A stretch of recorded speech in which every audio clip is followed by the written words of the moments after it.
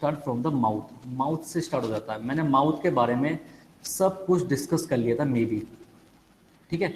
उसके बाद डाइजेशन जो है, वो जो हम डाइजेस्ट करवा रहे हैं, जो फूड है हमारा, वो जाएगा फेरिंग्स में, फेरिंग्स में जाता है। फेरिंग्स के बाद जाता है ईसोफेगस में, ईसोफेगस में, ठीक है। ईसोफेगस के बाद, ईसोफेगस के बाद ये जो डाइजेशन है हमारा, ये जाता है स्टोमक के अंदर, ठीक है। स्टोमक के बाद, स्टोमक के बाद डाइजेशन होता है किसके अंदर, स्मॉल इंटेस्टाइन के अंदर, स्मॉल इंटेस्टाइन, ठीक है। आप लोगों को पता है कि स्मॉल इंटेस्टाइन के 3 पार्ट होते हैं, ठीक है, 3 पार्ट्स होते हैं इसके। 3 पार्ट्स कौन कौन से होते हैं? फर्स्ट होता है डिओडिनम, सेकंड पार्ट है इसका jejunum, and the last part जो है इसका वो है इलियम, ठीक है। 3 पार्ट होते हैं इसके स्मॉल इंटेस्टाइन के। देन जो हमारा डाइजेशन चलता है फाइनली, वो पहुंच जाता है किसके अंदर, लार्ज इंटेस्टाइन के अंदर,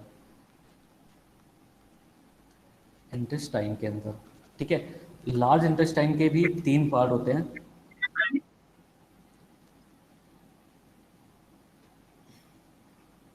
असेंडिंग कोलोन, ट्रांसवर्स कोलोन और डिसेंडिंग कोलोन। जहां पे समझ में ना आए तो रोकना, ठीक है, वरना चलते रहने देना। और लार्ज इंटेस्टाइन के बाद जो हमारा फूड है, ठीक है, वो पहुंचता है फाइनली रेक्टम में, रेक्टम पे जाके स्टोर हो जाता है और एनस के थ्रू उसको बाहर निकाल दिया जाता है। तो फाइनल पार्ट क्या हो गया हमारा, एनस हो गया। तो ऊपर चलते हैं, देखो माउथ में आपको पता है कि जैसे ही हम फूड को अपने माउथ में रखेंगे तो हमारे माउथ के अंदर डाइजेस्टिव ग्लैंड्स होती है, ठीक है। मैंने आपको टीथ के बारे में बताया, मैंने आपको पिछली क्लास में टीथ के बारे में बता दिया, टंग के बारे में बता दिया, स्लाइवरी ग्लैंड्स के बारे में भी बताया था मैंने मे बी, कि भाई स्लाइवरी जो ग्लैंड होती है वहां से सिक्रीशन होता है, ठीक है, सिक्रीशन होता है स्लाइवरी ग्लैंड से। इसका मतलब है माउथ के अंदर क्या होता है, सलाइवरी ग्लैंड प्रेजेंट होती है माउथ के अंदर। सलाइवरी ग्लैंड जो होती है वो 3 टाइप की ग्लैंड होती है, ठीक है, मुंह के अंदर। एक होती है पैरोटिड, पैरोटिड ग्लैंड, ठीक है, सब लिंगुअल, सब लिंगुअल ग्लैंड एंड सब मैंडिबुलर ग्लैंड, ठीक है। तो माउथ के अंदर 3 ग्लैंड होती है, जिसका नाम, मतलब जो माउथ के अंदर जो ग्लैंड्स होती है उनको हम बोलते हैं सलाइवरी ग्लैंड, ठीक है। जो सलाइवरी ग्लैंड है वो 3 टाइप की ग्लैंड है हमारे मुंह के अंदर। एक तो पैरोटिड ग्लैंड, एक सबलिंगुअल ग्लैंड, एक होते हैं सब मैंडिबुलर ग्लैंड। आपको पता, नाम से ही पता लग रहा होगा, जो पैरोटिड ग्लैंड है वो चीक के अंदर रहता है, चीक के अंदर जो हमारे साइड में जो गाल है ना उसके अंदर प्रेजेंट है, ठीक है। सबलिंगुअल जीभ के अंदर होता है और सब मैंडिबुलर जीभ के जो नीचे जो सबलिंगुअल होता है उसकी और पीछे की साइड, और नीचे और पीछे की साइड होता है थोड़ा सा, ठीक है। तो ये जितने भी है जो सलाइवरी ग्लैंड होता है वो सिक्रीट करता है, ये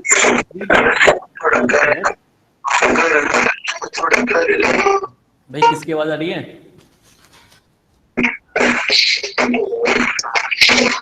जो सलाइवरी ग्लैंड होता है वो सिक्रीट करते हैं एंजाइम, ठीक है।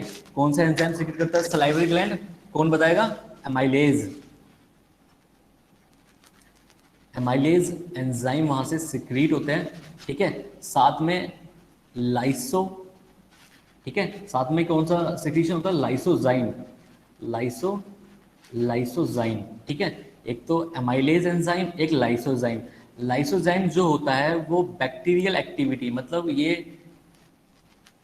किल्स द बैक्टीरिया को मार देता है,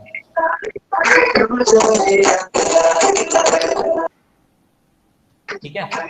जो सलाइवरी ग्लैंड होती है हमारे अंदर वो 3 होती है, एक तो पैरोटिड ग्लैंड, एक सबलिंगुअल ग्लैंड, एक सब मैंडिबुलर ग्लैंड। और जो सलाइवरी ग्लैंड बोलते हैं जिसको हमें, वहां से सिक्रीशन होता है एमाइलेज एंजाइम का एंड लाइसोजाइम का।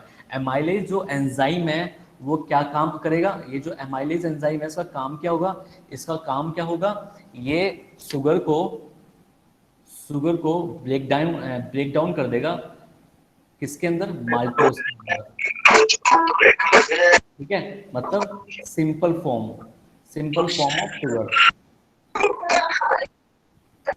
ठीक है। ये शुगर जो है ये कॉम्प्लेक्स फॉर्म है हमारी, कॉम्प्लेक्स फॉर्म है, ठीक है। और ये तो जो कॉम्प्लेक्स फॉर्म है, और ये में भी जो शुगर मैं बोल रहा हूँ यहाँ पे क्या प्रेजेंट होता है, स्टार्च। तो मतलब जो टूटता है यहाँ पे शुगर जो होता है वो स्टार्च की फॉर्म होती है, और वो माल्टोज में टूट जाता है with the help of amylase enzyme. इसकी आवाज आ रही है? सर इसे रिमूव कर दो सर, निमिष नाहर को। एकेडमिक से है कोई?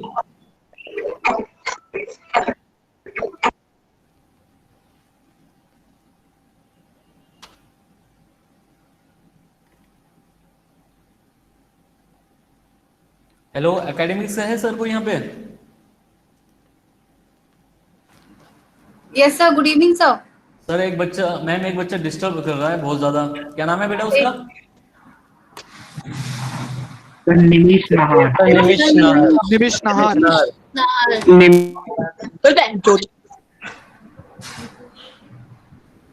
ओके सर, ओके, मैं रिमूव कर देती हूँ सर।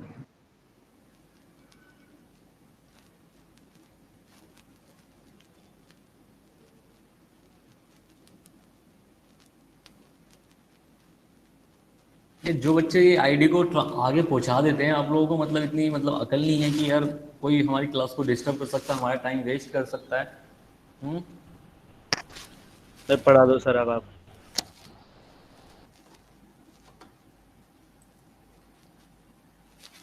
तो अभी जो मैंने बताया आपको, सलाइवरी ग्लैंड जो होता है वहां से सिक्रीशन होता है एंजाइम्स का। एंजाइम जैसे अमाइलेज एंजाइम हो गया जो शुगर को तोड़ेगा सिंपलेस्ट फॉर्म में, और जो लाइसोजाइम की सिक्रीशन होता है, जैसे हम खाने के साथ बहुत सारे बैक्टीरिया भी हम साथ में एनगल्फ कर लेते हैं, तो उसको किल करने के लिए हमारे पास लाइसो एंजाइम भी है। अगर माउथ के अंदर वो बैक्टीरिया या कोई भी अनवांटेड चीजें हमारे मुंह के अंदर से नीचे चली जाएंगी, तो आप लोगों को पता है कि स्टोमक के अंदर एसिड जरूर होता है, वहां पे वो मरना ही मरना होता है, ठीक है। अगर नहीं मरेगा तो मे बी हम इल हो जाएंगे, मतलब सफर कर जाएंगे किसी भी बीमारी से, ठीक है।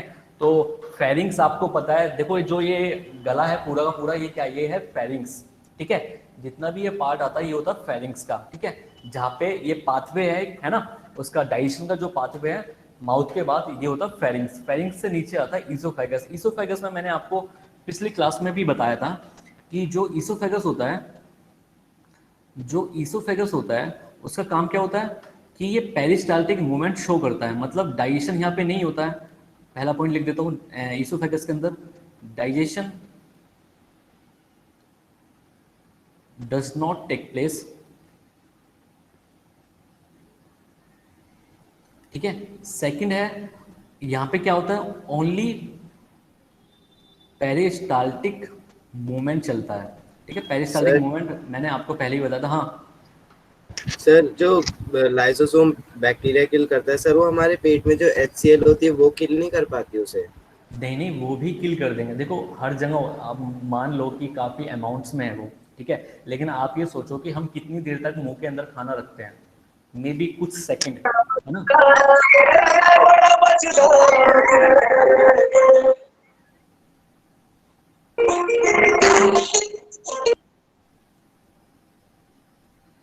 अंशी जैन, ये कौन है भाई अंशी जैन? सर ये भी केल्विन से नहीं है। हेलो तो लगता है वही बच्चा नाम चेक करके आ गया। सर मुझे लग रहा है कि एक बच्चा अलग अलग आईडी से क्लास को। सर ऐसे तो पढ़ ही नहीं पाएंगे सर, पता नहीं क्या कर रहे हैं। मधु मैम,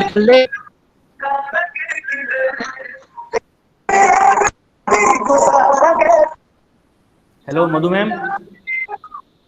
सर ये शायद अपने नहीं है, इसलिए ये सर ये मुझे शो नहीं हो रहा है, एक मिनट मैं अभी इसको रिमूव कर रही हूँ। अंशी जैन है मैम ये। अंशी जैन, ठीक है।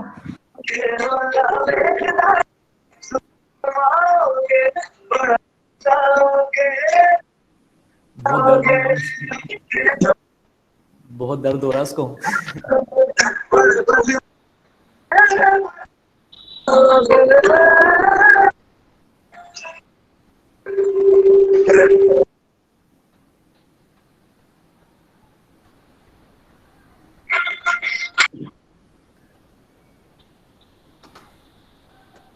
मेरी रिमूव हो चुका है। ओके सर, कंटिन्यू कीजिए आप। ठीक है, तो मैं आप लोगों को बता रहा था, जो हम माउथ के अंदर देखो, इस बच्चे ने डिस्टर्ब कर दी क्लास, ठीक है, दर्द भरे गाने चला रहा है। तो आप लोगों में से कोई होगा जिसने इसको आईडी प्रोवाइड कराई होगी, तो ये ठीक नहीं होता बिल्कुल भी, ठीक है। तो अब मैं बात करता हूँ कि जैसे इस बच्चे ने पूछा कि सर क्या हमारे जो मुंह के अंदर लाइसोजाइम होता है, क्या वो सारे बैक्टीरिया को किल नहीं कर सकता? बेटा कर सकता है, वो क्यों नहीं करेगा। लेकिन आप ये बताओ कि भाई किसी भी चीज़ को, किसी भी केमिकल रिएक्शन को लिए टाइम चाहिए होता है, ठीक है।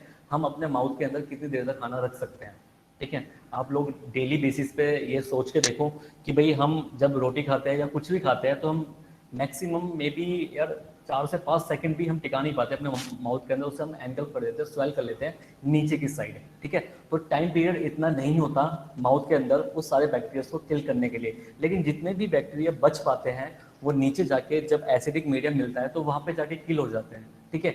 और वहाँ पे भी नहीं होगा तो आगे जाके एंजाइम्स वगैरह होते हैं, अगर वो भी मार सकते हैं तो मार सकते हैं, क्यों नहीं मार सकते हैं। अगर वो नहीं मार पाएंगे तो मे बी कुछ सीरियस प्रॉब्लम होने वाली है।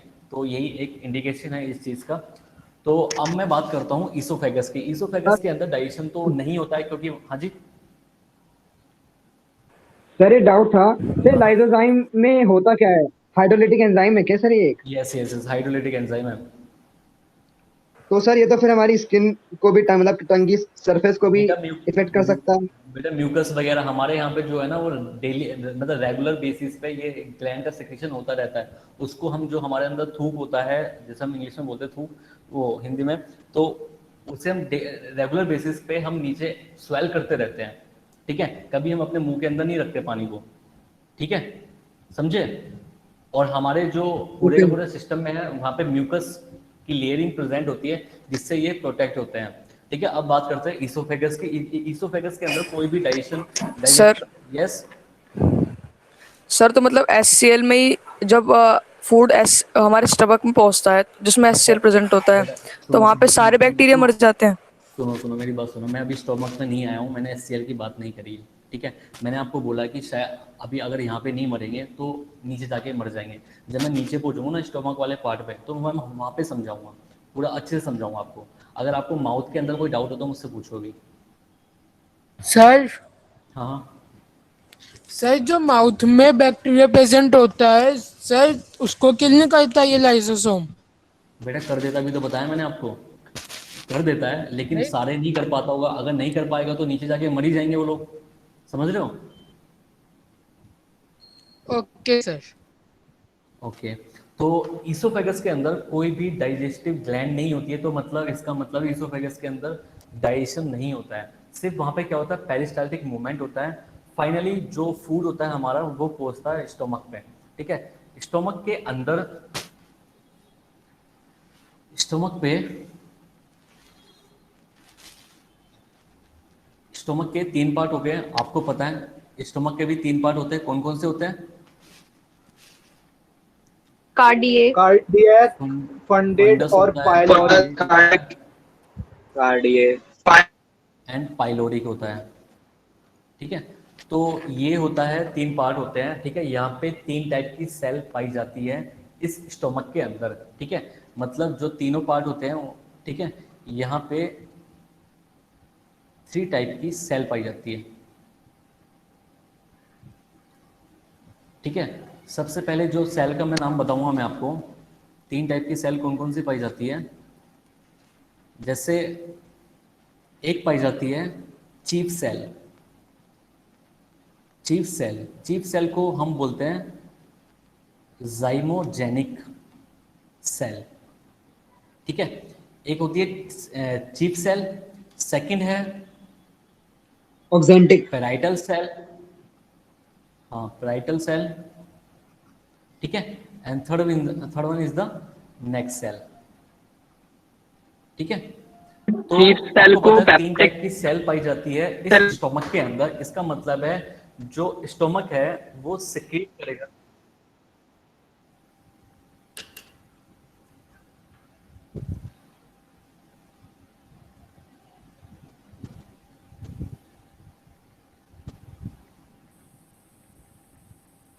सर जो सेकंड नंबर पे सेल है उसका एक बार प्रोनाउंसिएशन है वो बता दीजिए, क्या बेटा? स्पेलिंग। सर जो सेकंड नंबर पे सेल है उसका एक बार स्पेलिंग बता दीजिए। Parietal, PARIETAL, parietal. Okay sir. ठीक है, तो जो स्टोमक होता है उसके उसके जो स्टोमक के 3 पार्ट होते हैं, fundus, cardias and cardiac and pyloric. ठीक है, इन 3 पार्ट्स में 3 टाइप की सेल प्रेजेंट होती है। चीफ सेल जिसको हम जाइमोजेनिक सेल भी बोलते हैं, parietal cell and neck cell. ठीक है, तो जो जाइमोजेनिक सेल होता है, जो ये वाला सेल होता है पहला चीफ सेल, ठीक है, यहाँ से सिक्रीट होता है, यहाँ से ये सिक्रीट करेगा, यहाँ से ये सिक्रीट करेगा किस चीज़ को? ये करेगा एंजाइम को। ठीक है, एंजाइम मतलब दैट इज गैस्ट्रिक जूस बोल देते हैं हम इसको। ठीक है, तो गैस्ट्रिक जूस को सिक्रीट करेगा कौन? Chief cell. ठीक है, जो पैराइटल सेल होगा ये सिक्रीट करेगा HCl को। HCl का सिक्रीशन कौन करेगा? Parietal cell. और जो नेक सेल होगा ये सिक्रीट करेगा किस चीज को? ये सिक्रीट करेगा म्यूकस को। ठीक है, म्यूकस को। तो 3 सेलों का अलग अलग फंक्शन है। जैसे चीफ सेल सिक्रीट कर रहा है गैस्ट्रिक जूस को, पैराइटल सेल सिक्रीट कर रहा है HCl को, और नेक सेल सिक्रीट कर रहे हैं म्यूकस को। ठीक है, तो जो एंजाइम्स है, जो गैस्ट्रिक एंजाइम है, जो गैस्ट्रिक एंजाइम्स है, ठीक है, वो एंजाइम्स कौन कौन से हैं? ठीक है, आपको पता है जैसे गैस्ट्रिक एंजाइम, जैसे गैस्ट्रिक एमाइलेज। ठीक है, आपको पता है अगर मुंह के अंदर एमाइलेज का फॉर्मेशन हो तो उसको हम बोल देंगे सलाइवरी एमाइलेज, क्योंकि सलाइवा सिक्रीट कर रहा है एमाइलेज को, तो उसका नाम हो जाएगा सलाइवरी एमाइलेज। अगर स्टोमक उसको सिक्रीट करता है एमाइलेज को तो उसका नाम हो जाएगा गैस्ट्रिक एमाइलेज। अगर आगे जाके भी मतलब जैसे पैंक्रियाज भी सिक्रीट करती है एमाइलेज को तो उसको हम बोलेंगे पैंक्रियाटिक एमाइलेज। तो नाम डिफर करता है लेकिन एंजाइम सेम है क्योंकि लोकेशन डिफरेंट है एंजाइम की। ठीक है, तो गैस्ट्रिक एंजाइम जो है सबसे पहला हो गया गैस्ट्रिक एमाइलेज भी प्रोड्यूस करता है। ठीक है, और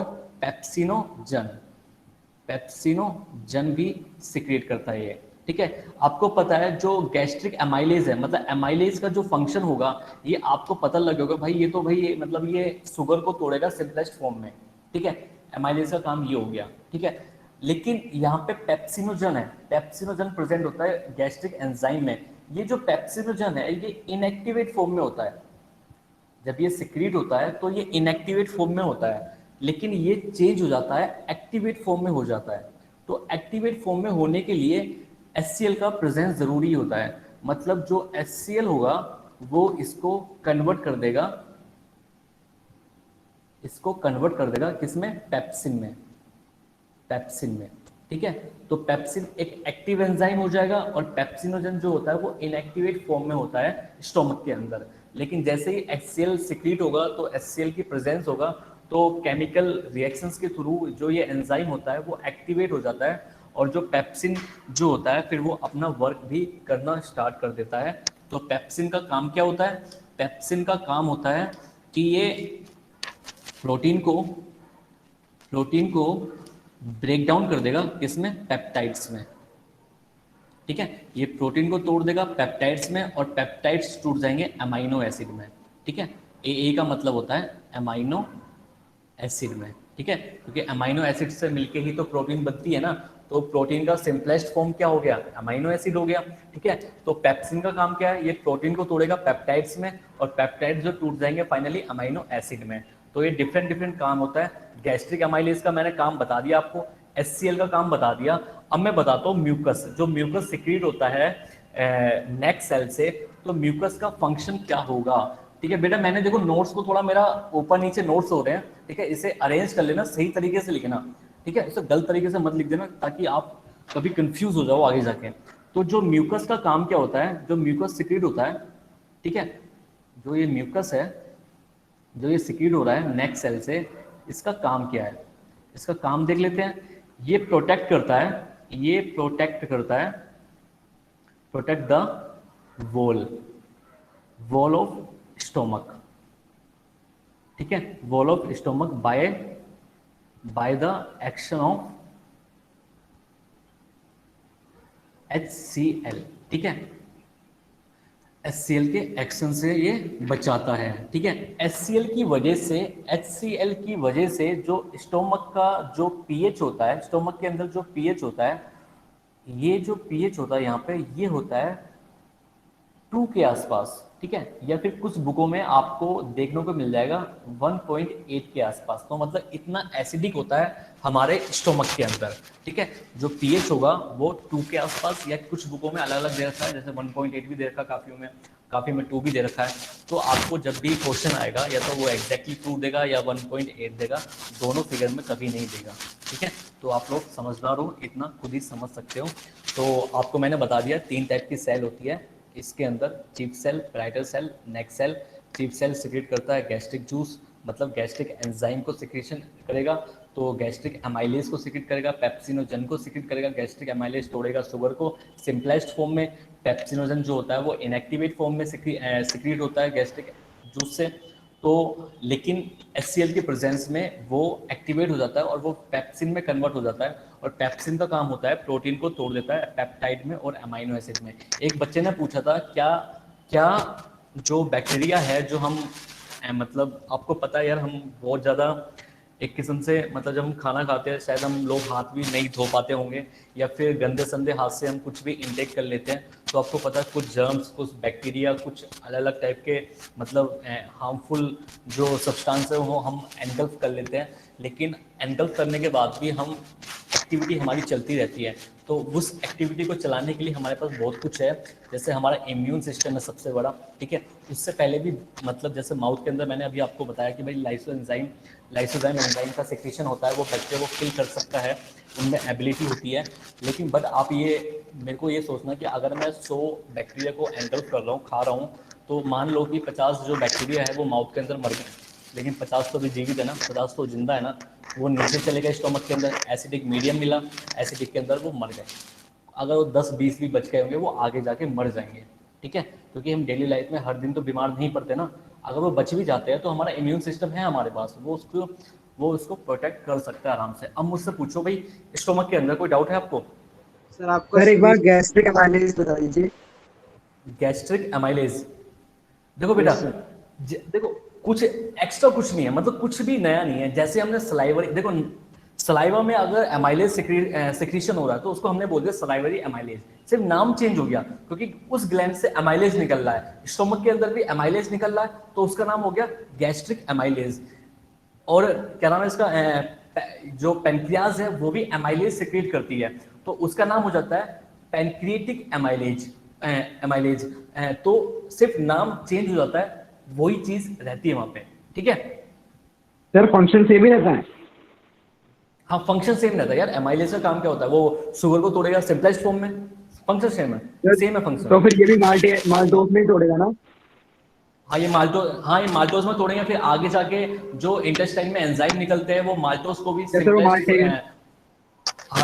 माल्टेज एंजाइम जो होता है वो तोड़ देता है और सिंपलेस्ट फॉर्म में, और फाइनली जो मतलब उस हद तक तोड़ देते हैं फूड को जिस हद में वो हमारे बॉडी के अंदर एब्जॉर्ब हो सके, एब्जॉर्बेबल फॉर्म में हम उसको एब्जॉर्ब कर सके, ठीक है।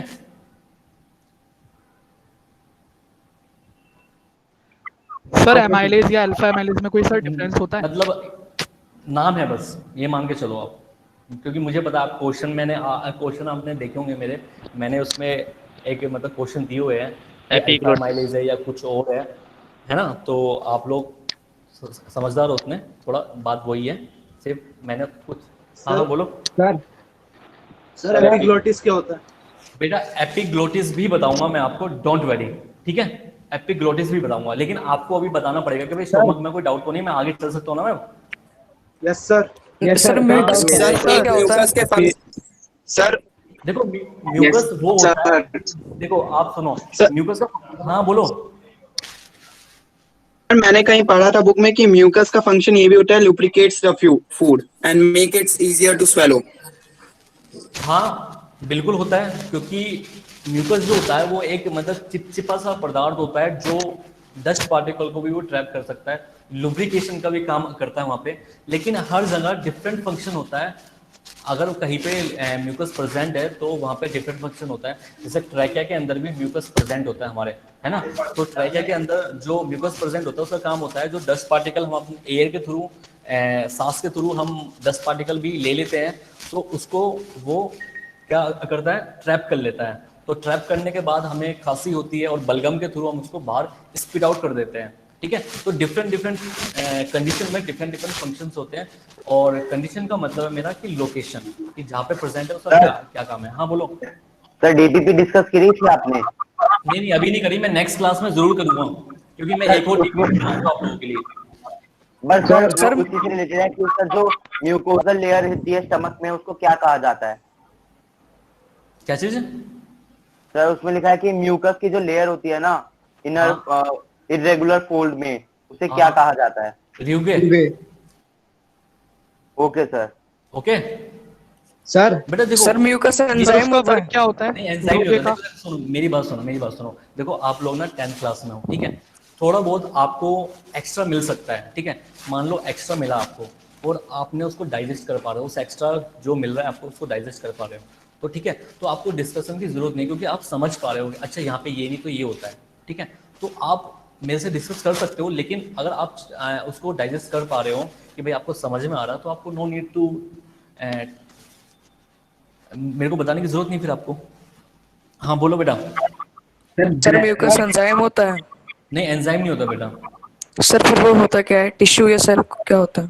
अभी तो बताया उसने, एक लुब्रिकेंट फॉर्म में होता है, जो जैसे HCl का जो हमारे स्टोमक के अंदर HCl होता है उसका pH 2 होता है, ठीक है।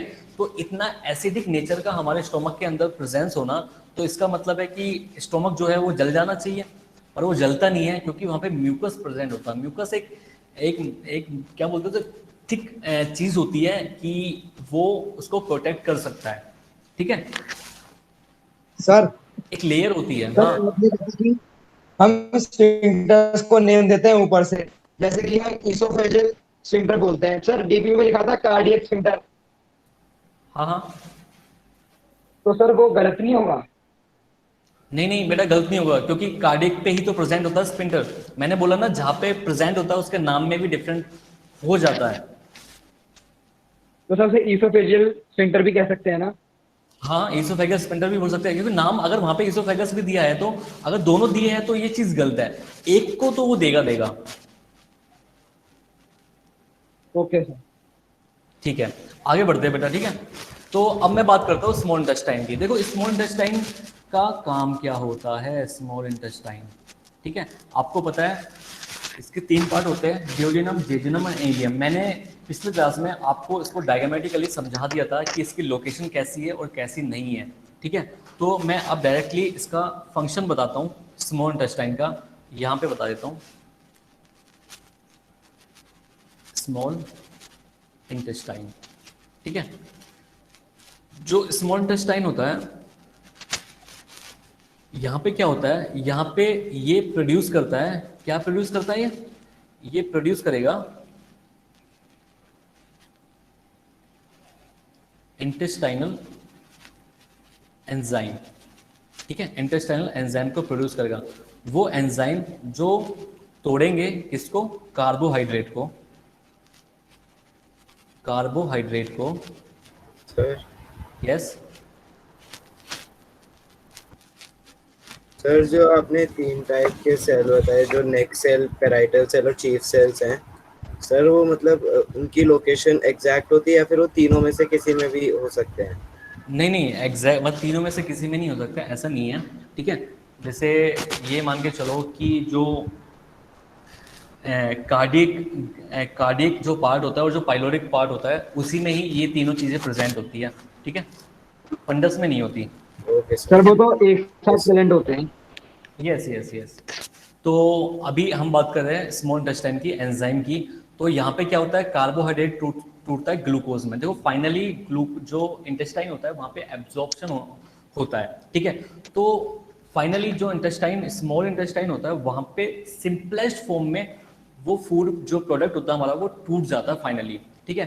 तो जो एब्जॉर्बेबल फॉर्म होती है उस फॉर्म में वो एब्जॉर्ब कर सके इस हद तक वो टूट सकता है फूड को, ठीक है। तो जो कार्बोहाइड्रेट होता है वो चाहे किसी भी फॉर्म में हो, फाइनली वो आके ग्लूकोज की फॉर्म में कन्वर्ट हो जाएगा, और ग्लूकोज जो होता है वो सिंपलेस्ट फॉर्म होती है शुगर की, ठीक है। इसको हम एब्जॉर्बेबल फॉर्म भी बोल सकते हैं, जिस फॉर्म में ये एब्जॉर्ब हो सकता है। जो प्रोटीन होगा वो टूट जाएगा अमाइनो एसिड में, ठीक है। सिंपलेस्ट फॉर्म होती है, मतलब एब्जॉर्बेबल वाली फॉर्म होती है, ठीक है।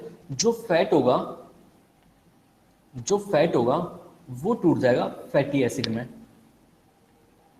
फैटी एसिड हो गया एंड ग्लिसरॉल, ठीक है। इन चीजों में वो टूट सकता है, ठीक है। आल्सो आपको पता है यार, आपको मतलब इतना तो 10th क्लास में आके पता ही मतलब चल जाता है, 10th तक जब आते आते हैं, कि यहाँ पे स्मॉल इंटेस्टाइन में प्रेजेंट होता है also have finger like projection होते हैं, विलाय विलाय जिनको हम बोलते हैं विलाई। विलाई क्या करेंगे, जो हमने ये सिंपलेस्ट फॉर्म में जो हमारे ये बन के आए हैं, यहाँ पे ये एब्जॉर्ब हो जाएंगे, ठीक है। जो विलाई होता है, जो फिंगर लाइक प्रोजेक्शन होता है, ये क्या होता है, ये इंक्रीज कर देता है, increase the surface area for absorption, ठीक है। एब्जॉर्प्शन के लिए ये एरिया को बढ़ा देता है। यहाँ पे इस एरिया के अंदर, विलाई के अंदर एक्चुअली में प्रेजेंट क्या होता है, देखो हमने खाना खाया, खाना खाने के बाद वो टूट गया यार, स्मॉल इंटेस्टाइन में आके फाइनली वो सिंपलेस्ट फॉर्म में टूट गया। अब क्या होना होता है, वो एब्जॉर्ब होना होता है। तो एब्जॉर्ब होने के बाद ऐसा तो नहीं है एब्जॉर्ब हुआ तो वहीं पे जाके टिक गया, नहीं, जो एब्जॉर्ब हुआ है वो कहाँ जाएगा, ब्लड के अंदर। अगर मान लो कि मुझे ब्रेन के अंदर जरूरत है ग्लूकोज की, ठीक है, मुझे यहाँ पे एनर्जी की जरूरत है मेरे ब्रेन के अंदर, ठीक है। जैसे ही फूड मतलब एनर्जी जो हमने डाइजेस्ट हुआ, जो हमारा सिंपलेस्ट फॉर्म में, वो एब्जॉर्ब हुआ, अब मुझे ब्रेन के अंदर जरूरत हुआ, तो ब्रेन तक पहुंचाने में कौन हेल्प करेगा इसकी, ब्लड वेसल, कौन करेगा भाई, विलाई विलाई के अंदर ब्लड वेसल्स। ट्रांसपोर्टेशन ही तो एक ऐसा मतलब हथियार है पूरी बॉडी के अंदर कि हम कहीं भी कोई भी चीजें कहीं तक भी पहुंचा सकते हैं थ्रू द ट्रांसपोर्टेशन, ठीक है। तो इसका मतलब है विलाई के अंदर क्या चीज प्रेजेंट होती है, लॉट्स ऑफ ब्लड वेसल्स। तो इसका मतलब है कि जो फूड एब्जॉर्ब हुआ है विलाई के थ्रू, वो कहा जा रहा है ब्लड वेसल्स के अंदर, और ब्लड वेसल्स से ये पहुंचेगा कहाँ पे, थ्रू द वेरियस पार्ट। यहां से कहाँ पहुंचेगा, through various parts of the body, ठीक है भाई। हमको ना यार सिंपल फॉर्म में समझना है जो हम डाइजेस्ट कर सके, ठीक है। हमें हाई फाई फॉर्म में नहीं समझना, क्योंकि अगर सिंपल फॉर्म में आप समझ पा रहे हो हर चीज को, तो इसका मतलब है आप टॉपिक को समझ पा रहे हो। देखो मार्क्स, ठीक है, दो टाइप के बच्चे होते हैं। एक बच्चा वो भी होता है कि भाई 90 नंबर्स ले आता है 100 में से, लेकिन उसको सिर्फ वो बुक्स की ज्ञान की बातें ही जान पाता है। लेकिन एक बच्चा 60 या 70 नंबर लाने वाला भी, लेकिन वो टॉपिक को समझता है एक्चुअली में वो है क्या, ठीक है। टॉपिक कैसे हमको बता रहा है कि भाई अपने आप को कि वो है क्या है, जो टॉपिक है वो हमें क्या बताना चाह रहा है, क्या हम उसको रिलेट कर पा रहे हैं किसी और चीज से। तो हमको क्या करना है कि शॉर्ट टर्म मेमोरी को लॉन्ग टर्म मेमोरी में चेंज करना है। मतलब आज हमने पढ़ा, आज हमने याद किया, तो ऐसा याद करना है कि हमें आज तो हमने पढ़ लिया, आज तो याद कर लिया, लेकिन वो 10 दिन 20 दिन बाद हमें भूलना नहीं है, एक दो महीने बाद तक हमारे वो ब्रेन में रहना चाहिए। उस हद तक हमें तैयारी करनी है, उस हद तक हमें डाइजेस्ट करना है हर चीज़ों को। तो स्मॉल इंटेस्टाइन का यही फंक्शन था जो मैंने आपको अभी बताया। फाइनली हम पहुंचते हैं लार्ज इंटेस्टाइन के अंदर। अब बात करते हैं लार्ज इंटेस्टाइन के अंदर। यस सर, सर जैसे हमारा जो ग्लूकोज है, हाँ सर जैसे ग्लूकोज एक सिंपलर बन गया कंपाउंड, तो सर क्या फ्रक्टोज भी सिंपलर कंपाउंड है? नहीं, फ्रक्टोज सिंपलेस्ट का बेटा, सर वो तो सिक्रोज होता है, फ्रक्टोज होता है, हाँ ठीक है। सर फैटी एसिड का नाम क्या था? किसका? सर फैटी एसिड के साइड में लिखा हुआ था वो जी से। Glycerol, glycerol simplest Okay, form sir. है, जो एब्जॉर्ब वाली फॉर्म होती है फैट की, वो फॉर्म। ठीक है, देखो बच्चों, लार्ज इंटेस्टाइन के बारे में मैं आपको बताता हूँ। देखो आपको पता है लार्ज इंटेस्टाइन में क्या चीज पहुंचती है, जो अनएब्जॉर्बेबल फॉर्म होता है फूड का, मतलब वेस्ट प्रोडक्ट होता है पूरा का पूरा। तो यहाँ पे क्या होता है, यहाँ पे क्या होता है, अनएब्जॉर्ब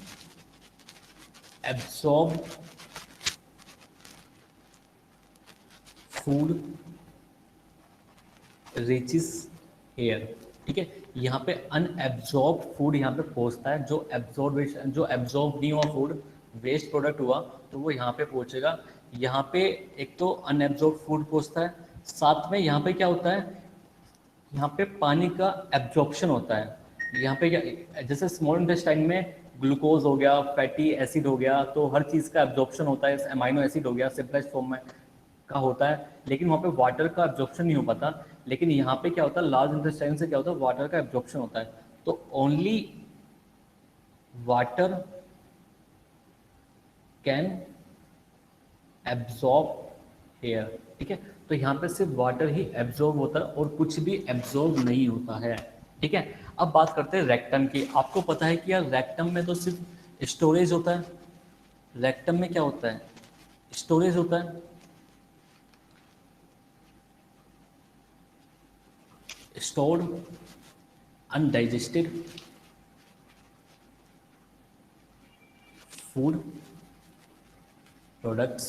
ठीक है, एंड देन जो रेक्टम के बाद एनस के थ्रू उसको हम एक्सक्रीट कर देते हैं, बाहर निकाल देते हैं। ठीक है, रिमूव कर देते हैं, रिमूवल ऑफ वेस्ट या फिर अनडाइजेस्टेड फूड सर को हम इसको बाहर रिमूव कर देते हैं। हाँ सर, मिनरल्स लार्ज इंटेस्टाइन में एब्जॉर्ब होते हैं या फिर स्मॉल इंटेस्टाइन में? लार्ज में, वाटर के थ्रू। Okay sir. ओके, तो अब मैंने आपको पूरा का पूरा माउथ से लेके और एनस तक का सारा बता दिया, लेकिन मैंने दो चीज़ यहाँ पे छोड़ दी है।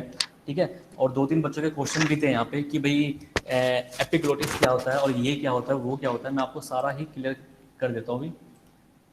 तो अभी हम बात करते हैं यहाँ पे लीवर की। ठीक है, अभी हम बात करते हैं, अरे ये क्या हो रहा है,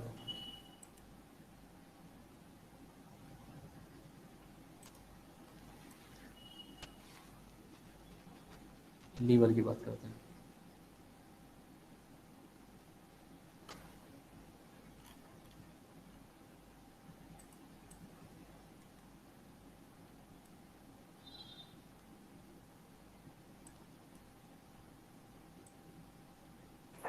सर ऊपर एक फंक्शन है, उसे बंद कर दीजिए और मार्कर पे क्लिक कर दीजिए, फिर नहीं आएगा।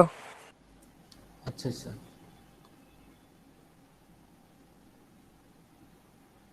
ओके, थैंक यू बेटा। ये तो फिर आ गया यार। Welcome sir. सर आपने दोबारा मार्कर पे छोड़ दीजिए। ठीक है, नहीं ये फिर आ गया यार, ये कैसे यहाँ पे।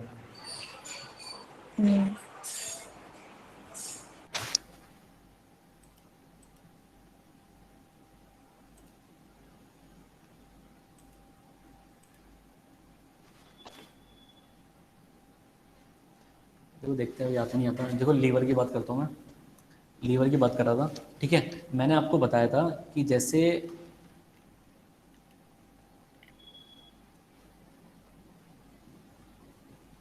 ये है स्टोमक,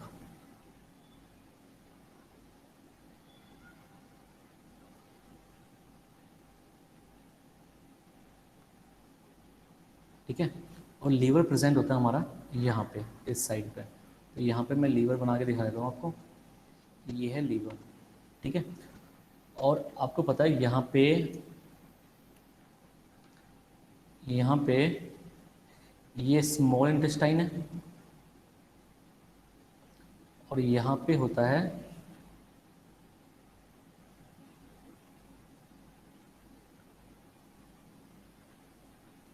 हमारा पैनक्रियाज। ठीक है, ये है पैनक्रियाज, ये है लीवर। ये है लीवर, ठीक है, और ये हमारा पैनक्रियाज हो गया। तो अब बात करते हैं कि लीवर के अंदर यहाँ पे प्रेजेंट होता है, यहाँ पे इस साइड पे एक ये यहाँ से डक्ट निकलती है और ये डक्ट होती हुई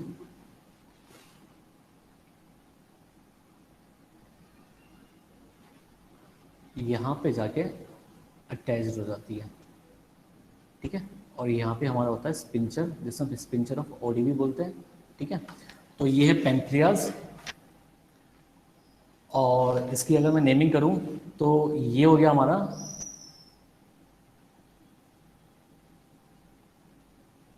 गोल ब्लैडर, ठीक है। ये हो गया हमारा गोल ब्लैडर, ये हो गया हमारा बाइल डक्ट, ठीक है। ये है स्टोमक। गॉल ब्लैडर अंदर होता है या बाहर होता है? बेटा बाहर की साइड होता है, अंदर की साइड नहीं होता, ठीक है। मतलब जो आप डायग्राम देखोगे आप, या तो आपने कभी वीडियो देखी होगी यूट्यूब वगैरह पे या किसी भी प्रकार का, तो उसको हमेशा बाहर शो किया जाता है, ठीक है। लेकिन वो प्रेजेंट होता है थोड़ा सा, मतलब लीवर के नीचे की साइड प्रेजेंट होता है, वहाँ पे एक ग्रूव लाइक स्ट्रक्चर होती है, वहाँ पे प्रेजेंट होता है ये, ठीक है, क्योंकि लीवर से कनेक्ट ही रहता है। ओके, ये है बाइल डक्ट इसकी, ये है पैनक्रियाटिक डक्ट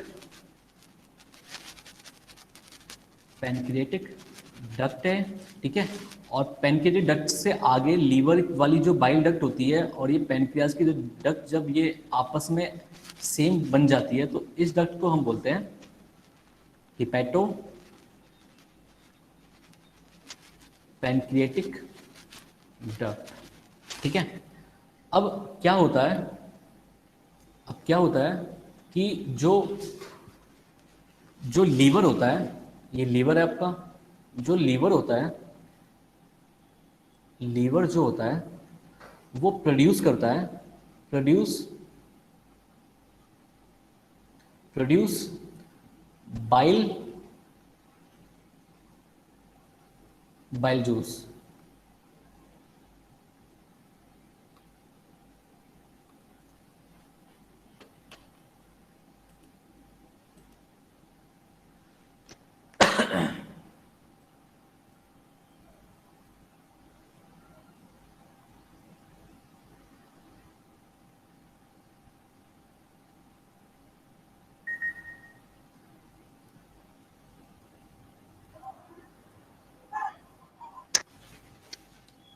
ये प्रोड्यूस करता है बाइल जूस, ठीक है।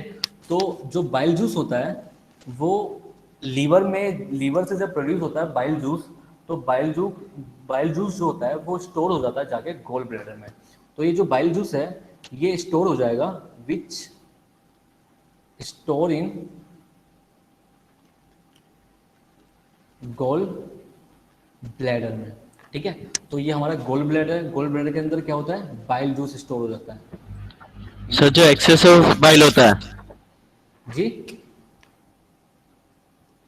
देखो, बाइल जूस एक्चुअली में है क्या, ये डाइजेस्टिव एंजाइम्स ही है, ये डाइजेशन करेंगे जो हमने फूड प्रोडक्ट जो हमारे स्टोमक सर वो पूछ रहा है एक्सेसिव वाले, जो ज्यादा हो जाते हैं बाइल जूस, वो उधर स्टोर होता है? नहीं, बाइल जूस स्टोर ऐसा नहीं एक्सेसिव स्टोर होगा, बाइल जूस तो बनता रहता है कंटिन्यूसली और ये स्टोर होता रहता है हमारे गोल ब्लैडर के अंदर। और जब हमें जरूरत पड़ेगी गोल ब्लैडर से, हम इसका सिक्रेशन करवा लेंगे, कहाँ पे, स्मॉल इंटेस्टाइन में, ठीक है। एक्सेसिव ऐसा कुछ नहीं है, ठीक है। ये स्टोरेज होता है भाई, जैसे हमारी एटीपी जो है वो कहाँ पे स्टोर होती है, माइटोकॉन्ड्रिया में, ठीक है। Yes sir, okay, yes sir. तो Yes, जो sir. बाइल जूस है वो स्टोर होता है किसके अंदर, गोल ब्लैडर के अंदर। तो गोल ब्लैडर के स्टोर होने के बाद ये पहुंचता है, अगर जब इसकी जरूरत होती है, स्मॉल इंटेस्टाइन में, ठीक है। स्मॉल इंटेस्टाइन में कहाँ पे, डिओडिनम में। यस सर परंतु सर बाइल जूस में तो सर वो कोई एंजाइम होता ही नहीं है, तो सर ये डाइजेशन में कैसे हेल्प करता है? एंजाइम का मतलब है कि जो बाइल जूस होता है वो फैट के इमल्सिफिकेशन में हेल्प करता है, ठीक है। फैट को सर तोड़ने के लिए वहां इमल्सिफिकेशन पे, Yes, sir. Bile salts. ठीक है, अभी मैंने एंजाइम इसलिए नाम लिया है, एंजाइम नहीं होता वो आपने सही कहा, लेकिन मैंने इसलिए नाम लिया है ताकि आप ये सोचो कि यहाँ से भी फूड को तोड़ने के लिए कुछ सिक्रीशन होता है, ठीक है। तो वही चीज मैं आपको बताने वाला था अभी, तो आपने पहले ही मुझे टॉक दिया इस चीज को लेके। तो जो गोल ब्लैडर होता है वहां पे स्टोर होता है बाइल जूस, एंड देन जब हमें जरूरत होती है तो गोल ब्लैडर से बाइल जूस निकलता है और वो पहुंचता है सीधा स्मॉल इंटेस्टाइन के अंदर, ठीक है। जो स्मॉल इंटेस्टाइन में जो बाइल जूस होता है, जो स्मॉल इंटेस्टाइन के अंदर जो बाइल जूस होता है वो help in emulsification of fat, ठीक है। इसका मतलब है फैट को, ये जो बाइल जूस होता है ये फैट को ब्रेक डाउन कर देता है, ब्रेक डाउन, ठीक है। फैट को तोड़ देगा, तोड़ने के बाद ये किस में तोड़ेगा, स्मॉल मॉलिक्यूल ऑफ ग्लोब्यूल्स, ठीक है, स्मॉल मॉलिक्यूल्स ऑफ ग्लोब्यूल्स में।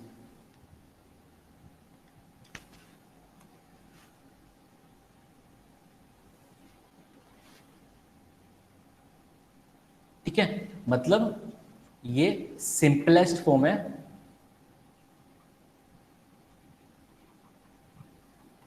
ठीक है। सर ग्लोब्यूल्स क्या होता है? ग्लोब्यूल्स मतलब उसके मतलब जैसे फैट होता है, जैसे फैटी एसिड, एंड जब वो टूटता है ग्लिसरॉल में, तो जो फैटी एसिड है वो अगेन जो दोबारा से टूट जाता है, जिसके अंदर ग्लोब्यूल्स होते हैं, वो स्मॉलेस्ट फॉर्म होती है इसकी और भी, ठीक है। तो जो हमारा फैट है उसको इमल्सिफिकेशन करेगा बाइल जूस, तो बाइल जूस फैट को इमल्सिफाई कर देगा और स्मॉल मॉलिक्यूल्स में तोड़ देगा। स्मॉल मॉलिक्यूल्स में टूटने के बाद ये जो है एब्जॉर्बेबल फॉर्म होती है टूटने के बाद। थोड़ा सा यार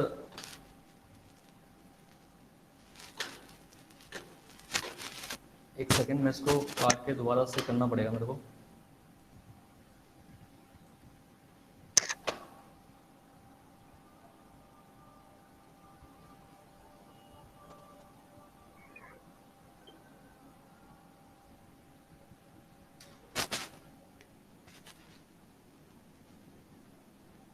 बट अभी मैं ना बैग जाके दोबारा आता हूँ, ठीक है। Okay sir.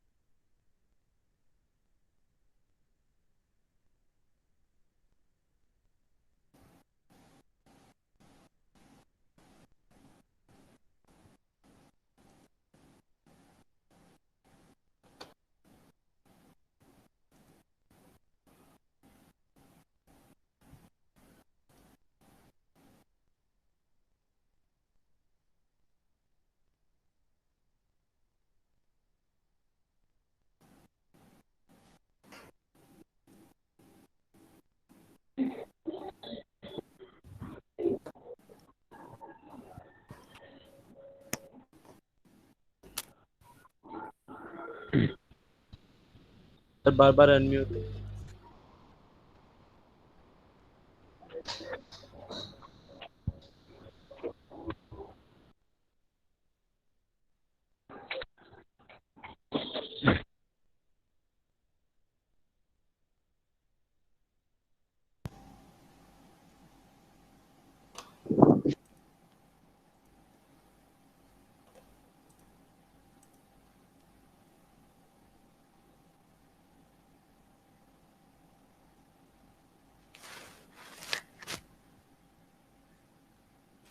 हेलो बेटा, आवाज आ रही है मेरी? Yes sir. Yes sir. मैं कल भी आप लोगों की क्लास ही रखूंगा, सर। ठीक है? Yes, sir. टेंशन मत लेना, जितना टाइम वेस्ट हो रहा होगा उसको हम कवर अप कर लेंगे कल ही, ओके ठीक है? Okay sir. वो ये तो मेरे हाथ में नहीं है, टेक्निकल प्रॉब्लम जितनी भी हो रही है तो मेरे हाथ में बिल्कुल नहीं है। Okay sir. बट मैं आप लोगों की क्लास ही रखूंगा नेक्स्ट, जब अभी भी कल परसों में जो भी मेरी क्लास होती है तो मैं उसको आपकी क्लास में कन्वर्ट करवा दूंगा, ठीक है? तो अभी हम बात करते हैं पैनक्रियाज की, क्योंकि मे बी अभी भी ठीक नहीं हुआ है। तो जो ये पैनक्रियाज है ये प्रोड्यूस करता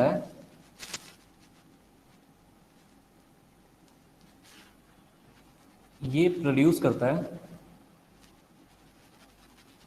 पैनक्रिएटिक जूस। देखो अभी भी ठीक नहीं हुआ है, पता नहीं क्या हो गया इसमें।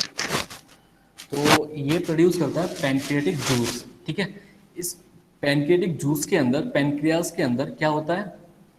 एक तो ट्रिप्सिनोजन प्रेजेंट होता है, ट्रिप्सिनोजन, ठीक है? पहला एंजाइम। सेकंड होता है lipase, lipase enzyme. Nucleus enzyme, ठीक है? जो जैसे हमारा पेप्सिनोजन था स्टोमक के अंदर जो इनएक्टिवेट फॉर्म में था, सेम टू सेम जो ट्रिप्सिनोजन होता है ये भी इनएक्टिवेट फॉर्म में होता है यहाँ पे, जब रिलीज होता है, सिक्रीट होता है। कहाँ से? पैनक्रियास के अंदर से, ठीक है? लेकिन जो ये ट्रिप्सिनोजन होता है, ये ट्रिप्सिनोजन जो होता है ये इनएक्टिवेट फॉर्म होता है एंड देन ये एक्टिवेट फॉर्म में कन्वर्ट हो जाता है, एक्टिवेट हो जाता है। तो एक्टिवेट होने के बाद इसको हम बोलेंगे ट्रिप्सिन, ठीक है? तो इसको एक्टिवेट करने वाला एंजाइम कौन सा होता है? इसको एक्टिवेट करने वाला एंजाइम होता है एंटेरोपेप्टाइडेज,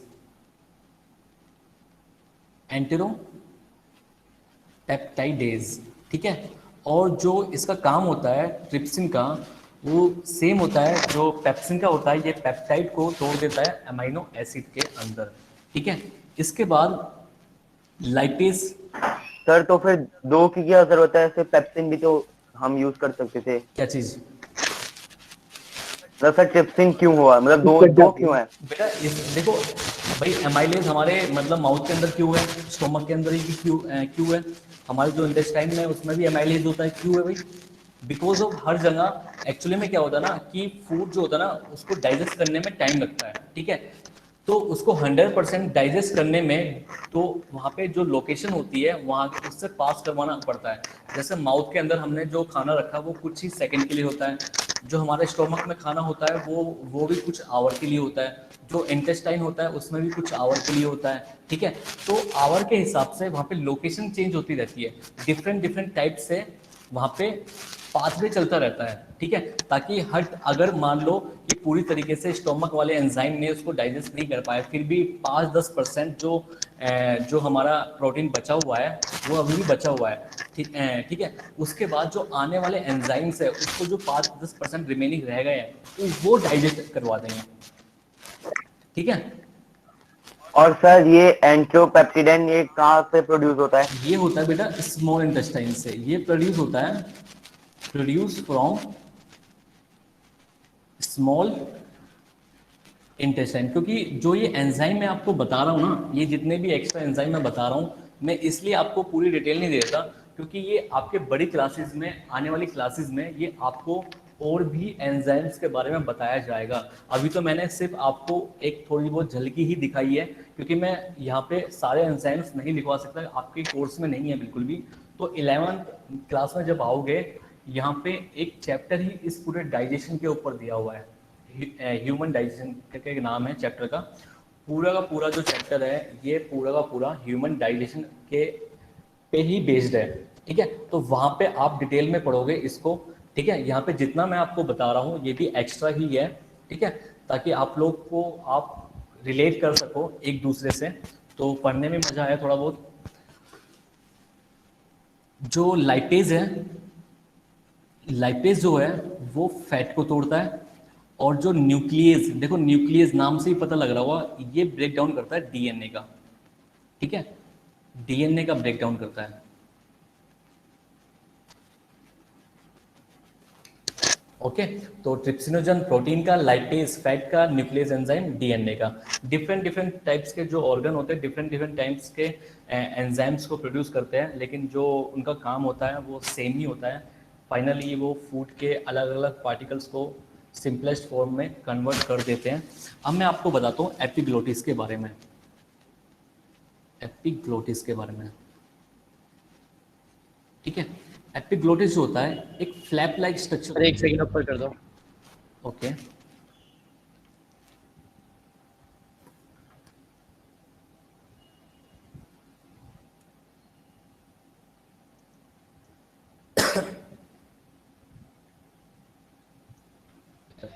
ओके सर। ओके, तो अब इसको नीचे ले आते हैं। जो एपिग्लोटिस होता है, एपिग्लोटिस क्या होता है, फ्लैप लाइक स्ट्रक्चर होती है। तो एपिग्लोटिस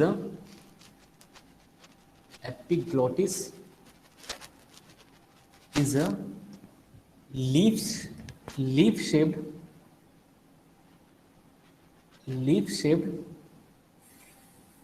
फ्लैप लाइक स्ट्रक्चर होती है, ठीक है।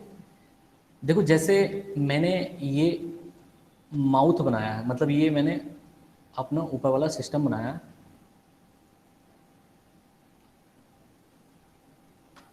इसको थोड़ा दिया, थोड़ा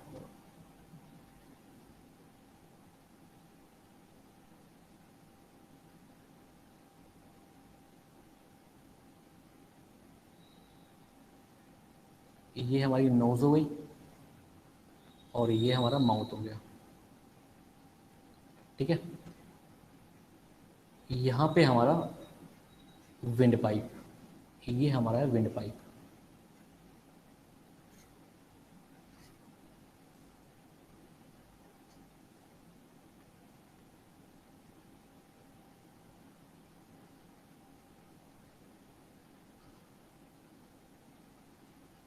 ठीक है।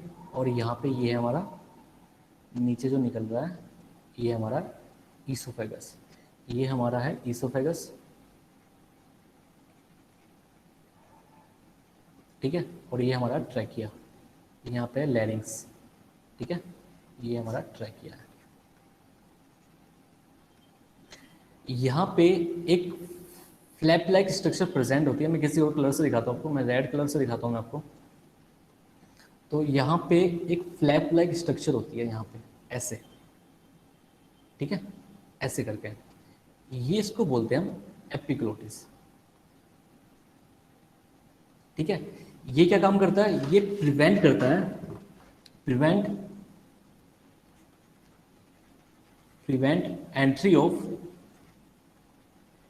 Entering of food into wind pipe, ठीक है। ये फूड की एंट्री को प्रिवेंट करता है, ताकि इस विंड पाइप के अंदर, क्योंकि जो ट्रैकिया है उसको हम क्या बोलते हैं, विंड पाइप बोलते हैं, ठीक है। और जो ईसोफेगस होता है उसको हम क्या बोलते हैं, फूड पाइप बोलते हैं। तो ये प्रिवेंट करता है, जब हम खाने को स्वेल करते हैं, नीचे तक लेके जाते हैं, ठीक है, नीचे तक लेके जाते हैं, ठीक है। जैसे यहाँ पे हमने फूड है, ये हमारा फूड हो गया, ठीक है। इसको हम टेक करेंगे, यहाँ पे मैस्टिकेशन होगा और फिर जब ये नीचे जाएगा, ठीक है, तो इसकी पॉसिबिलिटी होगी कि ये जो नीचे जा रहा है ये यहाँ भी तो जा सकता है, पर इसको प्रिवेंट करता है ये एपिग्लोटिस। ये जब ये खाना आता है तो यहाँ पे ये ढक जाता है पूरा का पूरा ऐसे करके, और ये नीचे निकल जाता है खाना यहाँ पे इसोफेगस के अंदर, ठीक है। एपिग्लोटिस समझ गए? Yes sir. नहीं आया sir okay okay yes. Sir नहीं मुझे आया सर।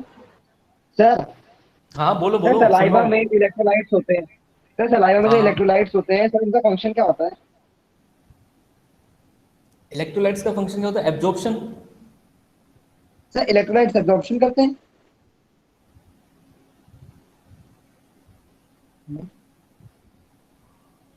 हेलो, आवाज आ रही है बेटा? Yes sir. Yes. Yes sir.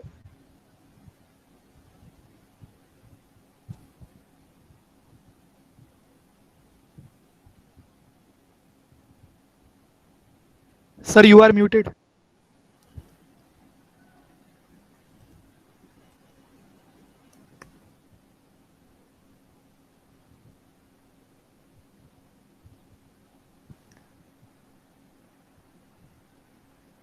Hello.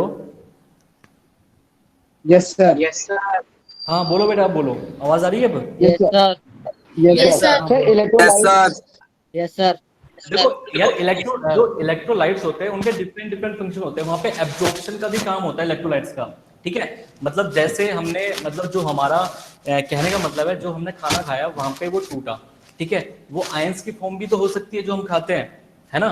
तो वहाँ पे जो काम होता है वो डिफरेंट तरीके से काम होता है कि भाई कुछ परसेंटेज जो होता है ना हमारे माउथ के, देखो हमने जो खाना खाया जरूरी नहीं कि हमारे माउथ के अंदर एब्जॉर्प्शन हो, ठीक है, लेकिन जो हम ड्रग्स वगैरह खाते हैं, ड्रग्स का एंगल करते हैं कि भाई जीभ पे रखो और दवाई को, या फिर जीभ के नीचे रख लो, तो मतलब वहाँ पे भी एब्जॉर्प्शन हो सकता है थोड़ा बहुत, ठीक है।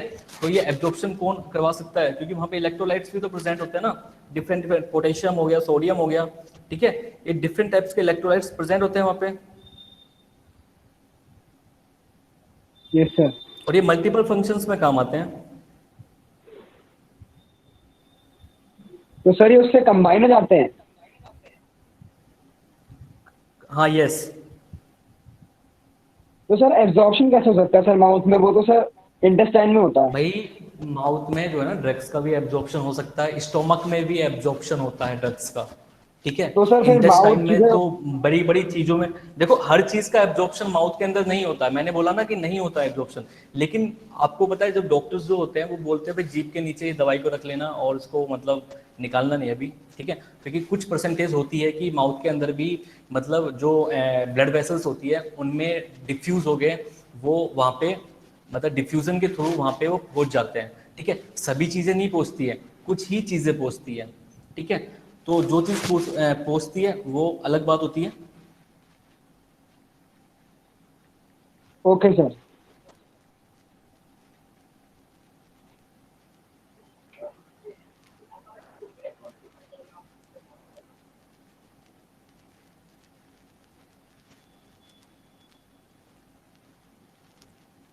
और किसी को कुछ पूछना है?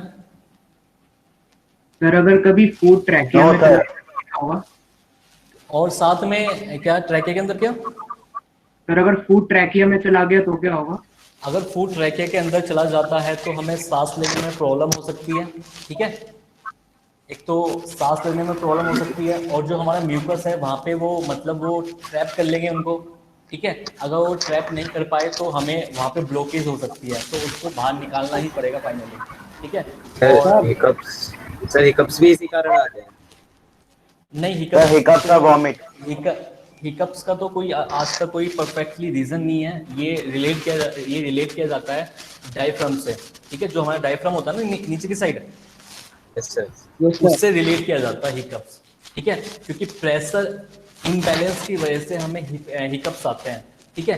क्योंकि आपको पता है कि जैसे हमने ऑक्सीजन को इनहेल किया, इनहेल करने के बाद, ठीक है, हमने अपनी कैपेसिटी से इसको ऑक्सीजन को इनहेल किया, इनहेल करने के बाद क्या होता है करके देखो आप कि आपकी जो चेस्ट होगी वो बाहर निकल आएगी, और आप थोड़े से मतलब जो हमारा जो डायफ्राम होता है वो फ्लैट हो जाता है, ठीक है। और डायफ्राम का काम क्या होता है कि ये ब्रीथिंग के मैकेनिज्म में हेल्प करते हैं, ठीक है, मतलब एक्सपेंड और रिलैक्सेशन में हेल्प करते हैं हमें। Okay, yes sir. ठीक है, ठीक है, ओके। sir. और बाकी जो इलेक्ट्रोलाइट्स, हाँ सर कुपलर सेल एक डीबी में क्वेश्चन था सर, उनका फंक्शन क्या होता है? किसका? सर लीवर के कुपलर सेल्स होते हैं सर। कपलर सेल्स होता है, ये मैक्रोफेज होते हैं भाई।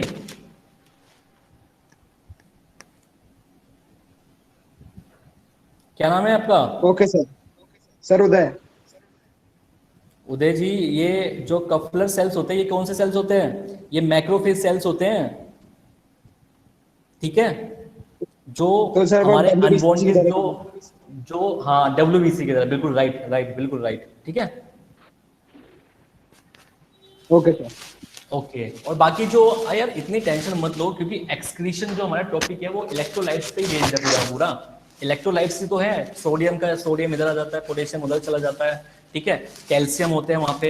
ये इलेक्ट्रोलाइट्स का तो खेल चलता है, इलेक्ट्रोलाइट्स की वजह से ही तो हम जिंदा है, क्योंकि इलेक्ट्रोलाइट्स ही तो है जो हम सेंसेशन कर पा रहे हैं, क्योंकि हमारे पास जो नर्वस सिस्टम, जो नर्व सेल्स होती है, वहाँ पे क्या होता है, 3 पोटेशियम नीचे गए, 2 सोडियम ऊपर चले गए, तो होता क्या है, इम्पल्स होता है नहीं? तो ये कौन करवाता है यार? ये इलेक्ट्रोलाइट्स से तो होते हैं। यस सर, तो अब मैं आगे बढ़ रहा हूँ, फाइनली जो हमारा न्यूट्रिशन खत्म हो गया, अब मैं रेस्पिरेशन की साइड चलता हूँ, ठीक है। तो रेस्पिरेशन, आई होप कि मेरी नेक्स्ट क्लास भी आपके साथ ही हो जल्दी ही, क्योंकि हमारा टाइम भी वेस्ट हुआ है। तो अब रेस्पिरेशन स्टार्ट करते हैं। रेस्पिरेशन जल्दी। ठीक है बेटा, बड़े ध्यान से समझना रेस्पिरेशन, ठीक है। तो देखो, हमने फूड, पहले मैं बनाता हूं फूड, ये हमारा फूड, फूड का हमने इनटेक किया, ठीक है, इनटेक किया किसने? ऑर्गेनिज्म ने, कोई भी ऑर्गेनिज्म हो सकते हैं, हम और आप कोई भी, ठीक है। इस ऑर्गेनिज्म ने फूड को इनटेक किया, ठीक है। फूड को इनटेक करने के बाद क्या हुआ? डाइजेशन हुआ उसका, फूड का। सिंपल सी बात है, अभी तो पढ़ा हमने डाइजेशन क्या होता है, ठीक है, डाइजेशन पढ़ा है, डाइजेशन हुआ उस फूड का, ठीक है। जो डाइजेशन हुआ फूड का, तो डाइजेशन का एक्चुअली मतलब क्या है? डाइजेशन जो होता है उसका मतलब क्या है? Breakdown of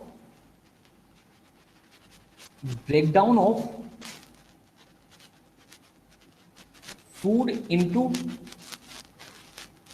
simple absorbable form, ठीक है। मतलब फूड का इंटेक किया ऑर्गेनिज्म ने, इंटेक करने के बाद डाइजेशन जो प्रोसेस है वो स्टार्ट हो गया, मतलब जो फूड हुआ वो सिंपलेस्ट एब्जॉर्बेबल फॉर्म में टूट गया, ठीक है। सिंपल एब्जॉर्बेबल फॉर्म में टूटने के बाद जो फूड जो सिंपल फॉर्म में होगा, जो फूड सिंपल फॉर्म में होगा, सिंपल फॉर्म जो एब्जॉर्बेबल फॉर्म है, ठीक है, इस एब्जॉर्ब, ठीक है, and reaches to the various tissue या फिर ऑर्गन्स, दैट इज ग्लूकोज, ठीक है। इसका मतलब है जैसे डाइजेशन हुआ, breakdown of food particles into simple absorbable form में, ठीक है, जो एब्जॉर्ब हुआ हमारा फूड वो पहुंचेगा जहां पे इन फूड की जरूरत होगी। जैसे हमें ब्रेन में जरूरत है तो ब्रेन में पहुंच जाएगा ग्लूकोज, हमें लेग्स में, थाई में या कहीं भी जरूरत होगा, वो ब्लड वेसल्स के थ्रू, ब्लड के थ्रू वो वहां तक पहुंच जाएगा। अब ये ग्लूकोज वहां पे पहुंच गया, मान लो, ठीक है, जहां पे इसकी नीड थी, उस सेल के पास पहुंच गया। अब क्या होगा? उस सेल को ग्लूकोज तो चाहिए, लेकिन ग्लूकोज से उसको मिलेगा क्या? ग्लूकोज को वो कन्वर्ट कर देगा एनर्जी में। तो जो एनर्जी में कन्वर्जन होता है उसी को हम रेस्पिरेशन बोलते हैं। मतलब जो ये ग्लूकोज होगा, ये रेस्पायरेशन करेगा बाद में, रेस्पायरेशन के प्रोसेस में काम आएगा। इसका मतलब होता है रेस्पायरेशन एक्चुअली में होता क्या है, the breakdown of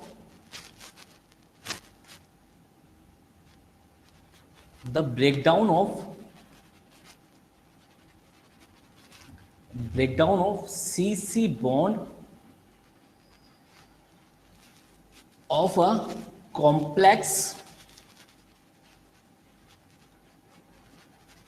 compound through oxidation within the cell, leading to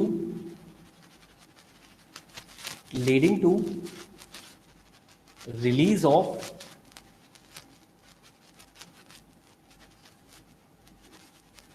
considerable amount of energy. ठीक है, देखो मैं आपको समझाऊंगा, दोबारा से समझाऊंगा इस पूरी लाइन को। ठीक है, अब ध्यान से सुनना। देखो दोबारा से मैं इसको लेके जाता हूँ। देखो हमने फूड को इनटेक किया, आपको पता है ना। उसके बाद उस फूड का डाइजेशन होगा एंजाइम्स के थ्रू। ठीक है, जो एंजाइम ने उसको डाइजेस्ट किया है, मतलब डाइजेशन किया है उसका, तो वो सिंपलेस्ट फॉर्म में टूट गया। टूटने के बाद विलाइन ने एब्जॉर्ब कर लिया हमारा फूड, है ना। जो हमने जैसे ग्लूकोज में टूट गया, जो कार्बोहाइड्रेट था, तो ग्लूकोज एब्जॉर्ब हो गया, ब्लड के अंदर आ गया। अब मुझे इस जो ग्लूकोज है, ये ग्लूकोज है, मुझे अपने पैर में पहुंचानी है, क्योंकि मुझे पैर में नीड हो रही है एनर्जी के लिए। ठीक है, तो वो जो ग्लूकोज है वो पैर की सेल्स में जाके चला गया जहाँ पे इसकी नीड थी। ठीक है, अब लेकिन ग्लूकोज आने पे वहां पे क्या मतलब उसका काम हो गया? नहीं, वो ग्लूकोज से अब क्या करेगा? एनर्जी क्रिएट करेगा। लेकिन एनर्जी कैसे क्रिएट करेगा? क्योंकि आपको पता है ग्लूकोज क्या होता है, C6H12O6 होता है ना। ग्लूकोज यही होता है ना। Yes sir. Yes sir. तो मतलब ग्लूकोज के अंदर 6 कार्बन कंपाउंड होता है। ग्लूकोज 6 कार्बन का कंपाउंड होता है ना। इसका मतलब है 6 कार्बन का कंपाउंड जब टूटेगा, ठीक है, टूटेगा थ्रू ऑक्सीडेशन प्रोसेस के थ्रू, मतलब ऑक्सीजन के प्रेजेंस में। ठीक है, इसका मतलब है कि जो कार्बोहाइड्रेट है, ठीक है, जो जिसको हम ग्लूकोज बोल रहे हैं, वो ऑक्सीजन की प्रेजेंस में टूटेगा। टूटने के बाद ये बनाएगा CO2 plus H2O plus energy. यही तो हमें एनर्जी चाहिए ना। और जो हमारा ये CO2 होता है, ये वेस्ट प्रोडक्ट होता है हमारे लिए। इसको हम बाहर एक्सेल कर देते हैं, एक्सेल कर देंगे बाहर इसको बाद में। ठीक है, इसका मतलब है ग्लूकोज जो रेस्पायरेशन है वो अलग है और जो डाइजेशन है वो अलग है। लेकिन दोनों रेस्पायरेशन को समझने के लिए तो हमें डाइजेशन आना चाहिए ना। भाई आपको समझ में आ रहा है जो मैं समझाना चाह रहा हूँ? Yes, sir. ओके। ये जो मैंने आपको बताया, ये मैंने बिल्कुल जस्ट अभी पढ़ाया आप लोगों को। ठीक है, मतलब मैंने डाइजेशन के थ्रू आपको समझाया, तो ये मैंने बिल्कुल जस्ट अभी समझाया। लेकिन अगर मैं प्लांट्स की बात करूं, इन प्लांट्स के बारे में, भाई ये तो ह्यूमन के बारे में हो गया, एग्जैक्टली ह्यूमन या प्लांट्स के बारे में ये वाला प्रोसेस हो गया।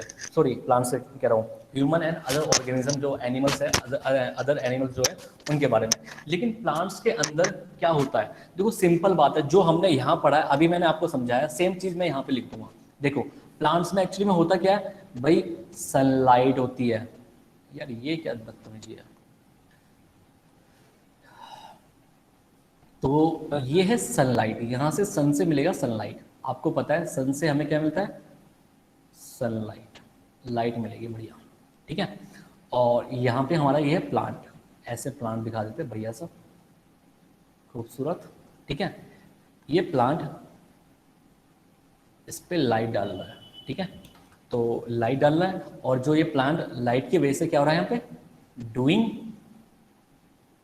Doing photosynthesis. ठीक है भाई, मैंने सही लिखा है ना? फोटोसिंथेसिस करेगा लाइट के प्रेजेंस में, है ना। इसका मतलब है फोटोसिंथेसिस का मतलब क्या होता है? प्रिपेयर देयर ऑन फूड, ठीक है, own food by utilising CO2 and water in the presence of sunlight and chlorophyll। भाई मुझे ये डेफिनेशन जो है मैंने लिखी है, क्या इसको दोबारा से समझाने की जरूरत है मुझे? No sir. No sir. Light पड़ेगी, क्लोरोफिल चाहिए होगा, ठीक है, तो क्या बनेगा? कार्बोहाइड्रेट, शुगर, ऑक्सीजन रिलीज होगा या नहीं होगा? ऑक्सीजन रिलीज होगा और सर H2O भी बनेगा, है ना, और H2O भी बनेगा, सही बात है बिल्कुल, ठीक है। पर यहाँ पे सर 6H2O होगा। हाँ कोई बात नहीं, वो हम पढ़ लेंगे, लेकिन आपको भाई जो मैंने लिखा है, भाई लाइट पड़ी, प्लांट ने फोटोसिंथेसिस किया। फोटोसिंथेसिस का मतलब क्या होता है? Prepare their own food by utilising CO2 and water in the presence of sunlight and chlorophyll. तो ये मैंने नीचे रिएक्शन भी दिखा दिया। तो फाइनली जो फोटोसिंथेसिस से हमें मिल रहा है, हाँ सर ऊपर सनलाइट और नीचे क्लोरोफिल लिखने का कुछ रीजन है? हम रिवर्स ऑर्डर में नहीं लिख सकते हैं? नहीं, आप लिख सकते हो, ठीक है, आपकी कॉपी, आपका पेन, आप कुछ भी लिख सकते हो, कोई दिक्कत नहीं है, ठीक है।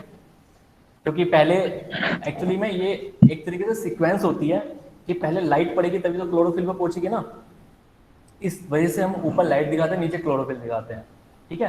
तो फाइनली हमें फोटोसिंथेसिस से क्या मिल रही है? शुगर मिल रही है। तो शुगर मिल रहा है, इसका मतलब है ग्लूकोज मिल रहा है हमें, है ना, ग्लूकोज मिल रहा है। अरे भाई यही तो ग्लूकोज यहाँ पे था, ये यहाँ पे, और यही ग्लूकोज यहाँ पे मिल रहा है हमें प्लांट के केस में, है ना। तो फाइनली मिलता तो हमें ग्लूकोज ही है। इसका मतलब है ग्लूकोज, ये वाला ग्लूकोज और ये वाला ग्लूकोज क्या हो जाएंगे? ये है रेस्पायरेटरी सबस्ट्रेट। मैं इनको बोल सकता हूँ रेस्पायरेटरी सबस्ट्रेट, ठीक है, क्योंकि ये रेस्पायरेशन करवाएंगे। तो ये रेस्पायरेटरी सबस्ट्रेट हो गए। हमें एनर्जी, जो हमें मतलब हम खाना खाते हैं तो जो हमारा फूड है वो क्या हो जाएगा? Digestive substrate. ऐसे ही रेस्पायरेशन जो करवा रहा है, ग्लूकोज की वजह से एनर्जी मिल रही है, तो ये क्या हो जाएगा? रेस्पायरेटरी सबस्ट्रेट, ग्लूकोज जो होता है। ऐसे ही इस वाले केस में भी ये क्या है सर? ये क्या है? रेस्पायरेटरी सबस्ट्रेट, ठीक है। अभी मैं आपके क्वेश्चन पे आ रहा हूँ, एक मिनट। अब देखो भाई, रेस्पायरेटरी सबस्ट्रेट जो है वो ग्लूकोज ही हो सकता है क्या?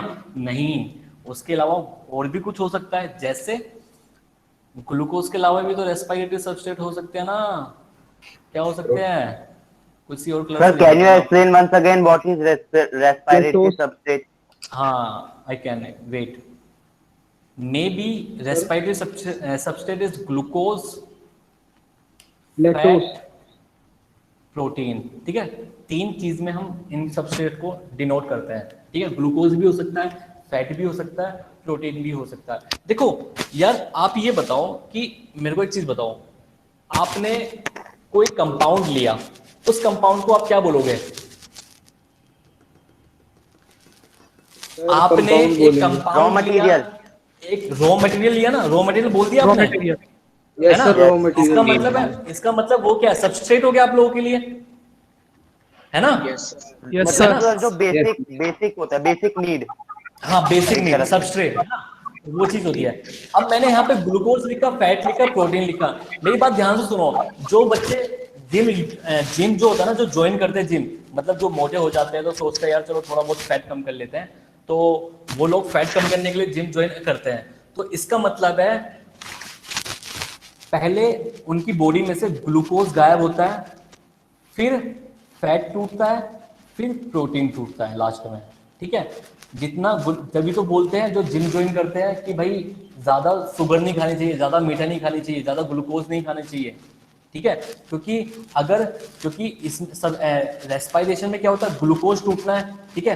तो ग्लूकोज खाते रहेंगे तो ग्लूकोज टूटती रहेगी, वो बनती भी रहेगी दोबारा, ठीक है। तो फैट को तो बाद में ही तोड़ पाएंगे, तो पहले ग्लूकोज तोड़ेंगे फिर फैट टूटेगा। तो इसलिए जो जिम ज्वाइन करता है तो उसको बोला जाता है कि ग्लूकोज नहीं खाना, क्योंकि ग्लूकोज खाएगा तो फैट टूट नहीं पाएगा। तो सेकंड नंबर पे फैट टूटता है। अगर ग्लूकोज बॉडी में नहीं होगा तो फैट टूटेगा, अगर फैट भी नहीं होगा लास्ट में प्रोटीन टूटता है। ये बात समझ में आ रही है? Sir Yes, sir yes.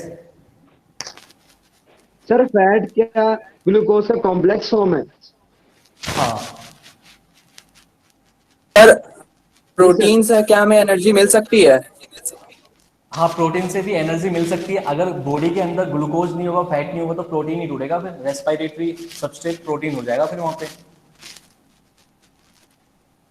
और फिर रेस्पिरेटरी जो सबस्ट्रेट, हाँ बोलो रेस्पिरेशन में ऑक्सीडेशन के थ्रू, अरे बोलते रहो, मैं सुन रहा हूँ आपकी बात।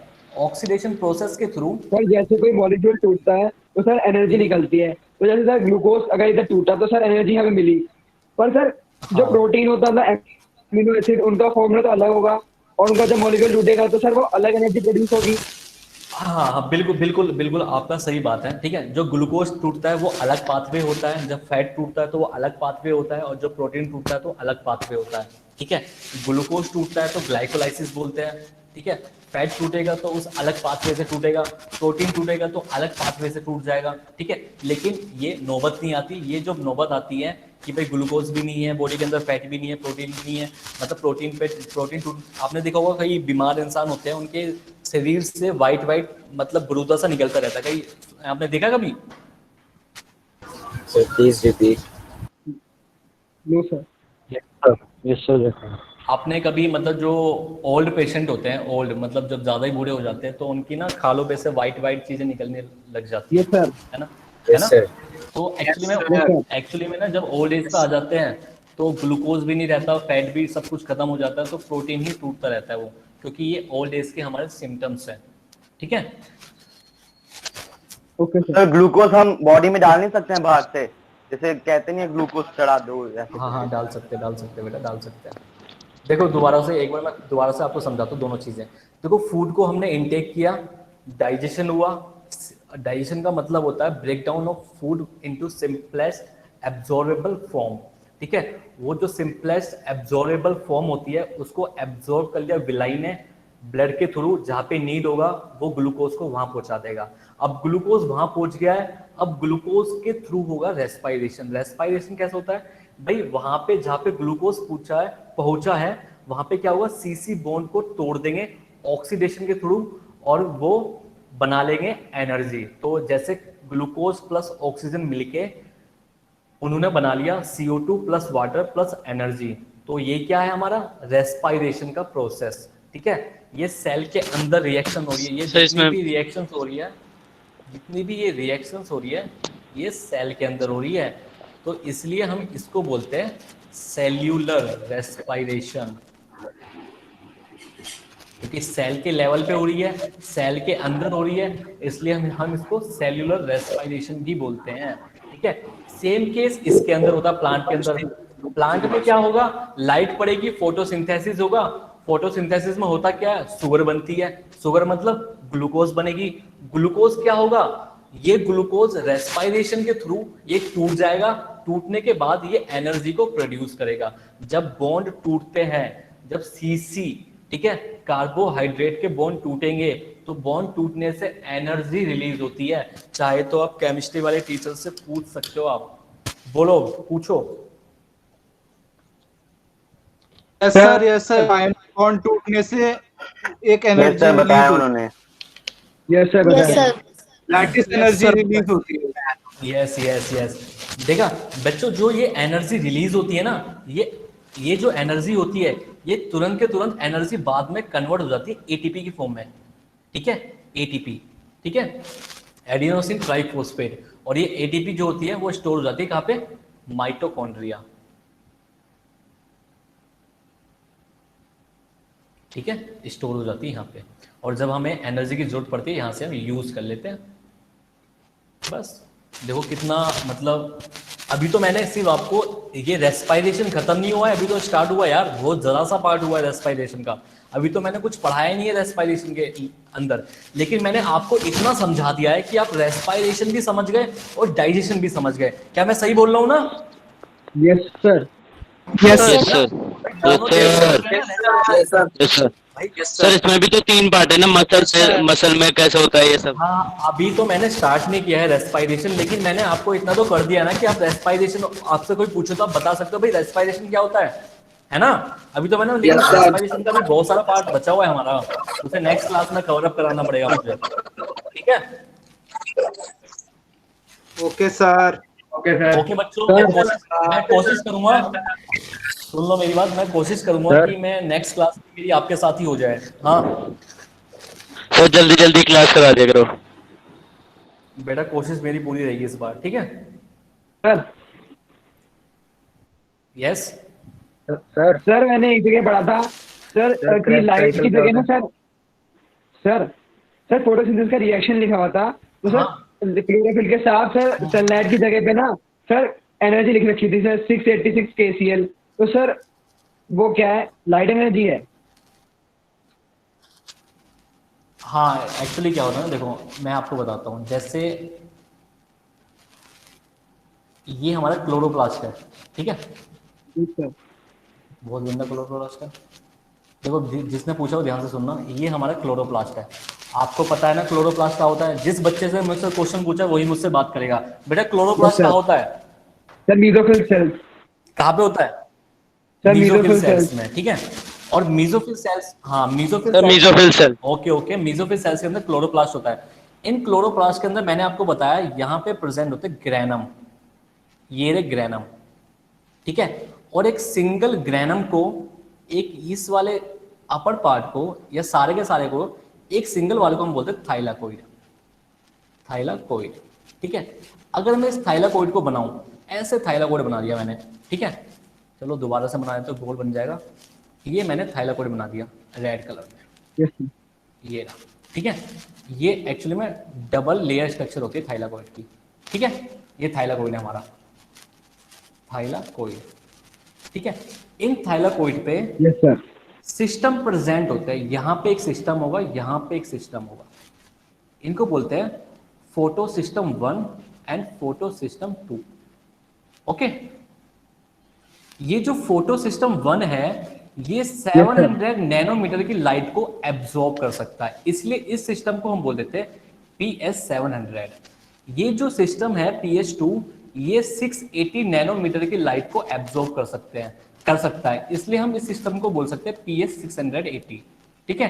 तो PS आपको जहां भी लिखा आ रहा हो वो कुछ नहीं है, वो सिर्फ एक लाइट ऑफ वेवलेंथ को डिनोट कर रहा है कि भाई ये सिस्टम इतनी नैनोमीटर की लाइट को एब्जॉर्ब करता है, तब जाके ये एक्टिवेट होता है। तो फोटो सिस्टम 1 जब एक्टिवेट होता है तो उसको मिनिमम 700 नैनोमीटर की लाइट चाहिए होता है, तब जाके ये काम करता है। और ये कब काम करेगा? ये तब काम करेगा जब इसके पास 680 नैनोमीटर की लाइट पहुंचेगी इसके पास।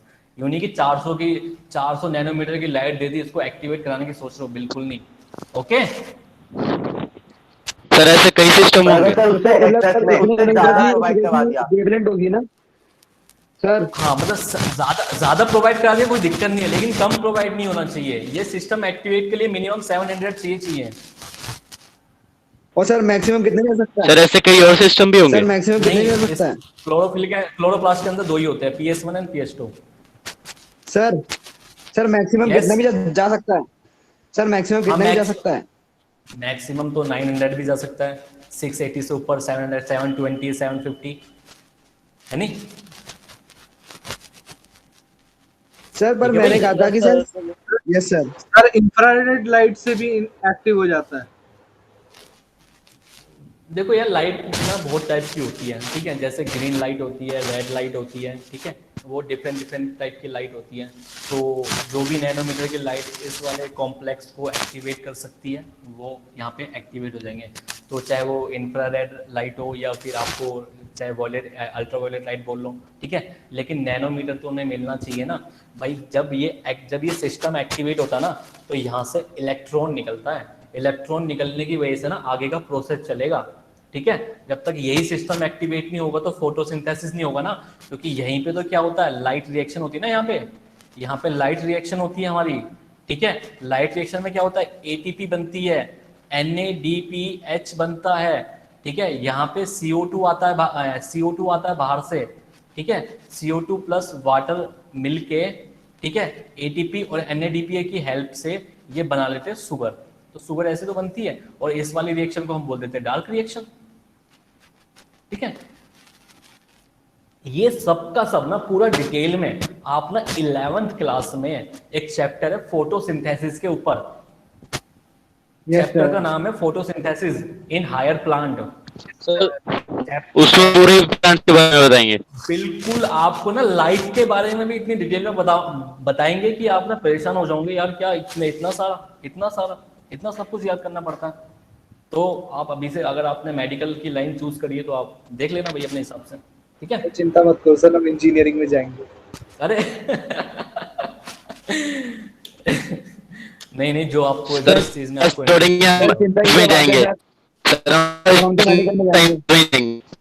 नहीं, जो आप जिस चीज में आपका इंटरेस्ट हो उसमें जाओ, बिल्कुल जाओ। आपका मेडिकल लाइन में देखो, अभी हमारे देश को डॉक्टर्स की जरूरत हो रही है, तो डॉक्टर्स बनो, ठीक है। जो बच्चा जाना चाहता है जा सकता है, ठीक है। तो मैं भी चला ही जाता हूँ, बहुत टाइम हो गया।